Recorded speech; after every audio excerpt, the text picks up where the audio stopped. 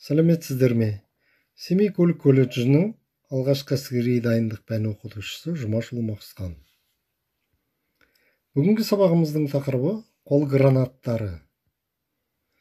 Бүгінгі сабағымыздың мақсаты Қазақстан Республикасы қарулы күштеріндегі қол гранаттары, оларға арналған тұтандырғыштың арналуы, құрылысы және ұрыстық қасиеттерінің меңгерту, білім алушылардың өз ойларын еркін жеткізе білуге, меңгерген әдістерін тәжірибеде қолдана білуге машықтау, қару-жарақтарын оқып үйренуге тарту. Сонымен қатар білім алушыларды отансүйгіштікте, рухта ата-бабаларымыздың отан қорғау жолындағы ерлік дәстүрлері мен отан қорғау жолында қиындықтарға мойымауға тәрбиелеу. Қол гранаттары талай ғасырлар бойы армияның қаруы болды. Қазақстан Республикасы қарулы күштерінің қару-жарағында арақашықтық әрекетті жарықшақты қол гранаттары бар. Гранаттар жарылған кезде адам күшін жоюға, жетерліктей энергиясы бар жан-жаққа ұшатын көптеген жарықшақтар түзіледі.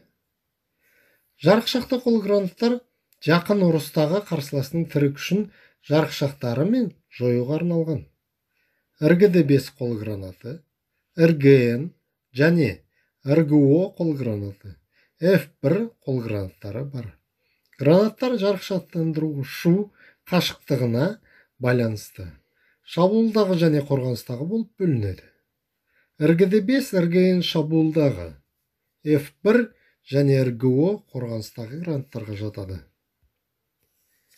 Жарықшақты қол гранаттары F1, РГД-5, РГО, РГН. Қол гранаттарының арналуы және ұрыстағы қасиеті. РГД-5 жарықшақтағы қол гранаты. Арақашықтықтағы әрекет ететін гранат. Ол шабуылда және қорғаныста қарсыластың тірі күшін жоюға арналған. Гранат лақтыру таяу ретте қимыл жасауда және сауытты транспортерде әртүрлі жағдайда жүзеге асырылады. Гранат жарықшақтарының радиусы 25 метрге жуық. Гранатты лақтырудың орта қашықтығы 40-50 метрге. Жабдықталған массасы, салмағы дейміз, 310 грамм. Тұтандырғыш бәсенгіштің жану уақыты 3,2-4,2 секунд. Құрылысы РГД-5 жарықшақты қол гранатты тұтандырғышқа арналған түтігі бар корпустан, жарылған зарядтан және тұтандырғыштан тұрады. РГО жарықшақтағы қол гранатасы жергілікті жердің жағдайы мен жылдың кез келген мезгілінде +50 градустан -50 градусқа дейін ауа температурасында қорғаныста қарсыластың тірі күшін жоюға арналған.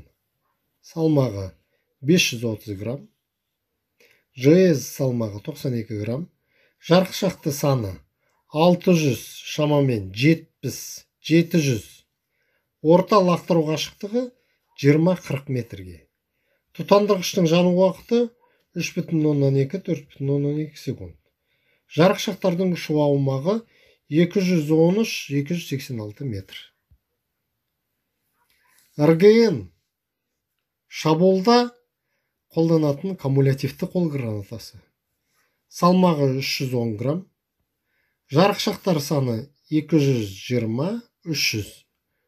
Орташа лақтыру қашықтығы 30-45 метрге. Тұтандырғыштың жану уақыты 3,2-4,2 секунд. Жарықшақтардың ұшу аумағы 95-96 метр квадратқа жатады. F1 бұл әлемдегі ең жақсы қолданатын гранатаның бірі болып есептелінеді. Жарықшақты қол гранаты арақашықтығы әрекеті гранат көбіне қорғаныс шайқасында адам күшін жоюға арналған. Гранатты әртүрлі жағдайлардан және тасадан, жаяу ұрыс машинасы, БТР немесе танкіге лақтыруға болады.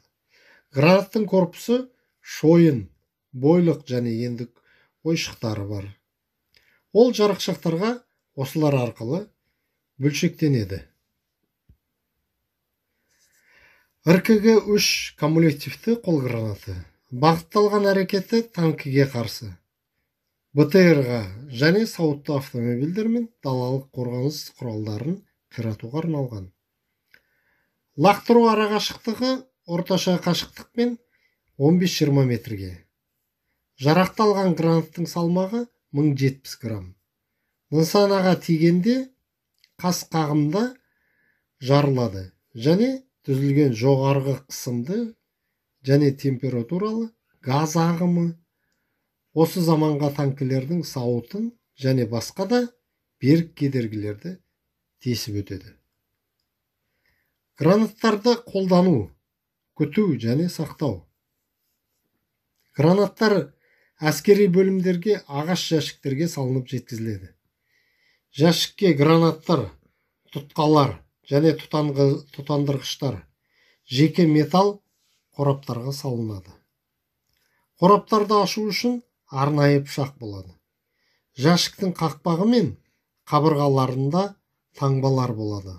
Онда жәшіктегі гранаттар саны, олардың массасы, гранаттар мен тұтандырғыштардың атауы, зауыт нөмірі, гранаттар кезегінің нөмірі, дайындалған жылы көрсетіледі.